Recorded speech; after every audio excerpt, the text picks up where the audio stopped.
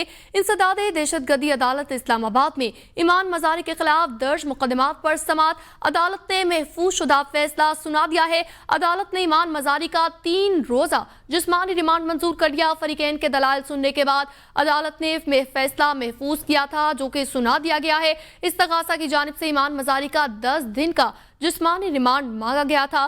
दौरान समात प्रोसिक्यूटर का कहना है, इदारे के सरबराह पर तनकीद करने का मतलब पूरे इदारे पर तनकीद करना है। मजीद तफसीलात जानते हैं जमशेद कादिर से।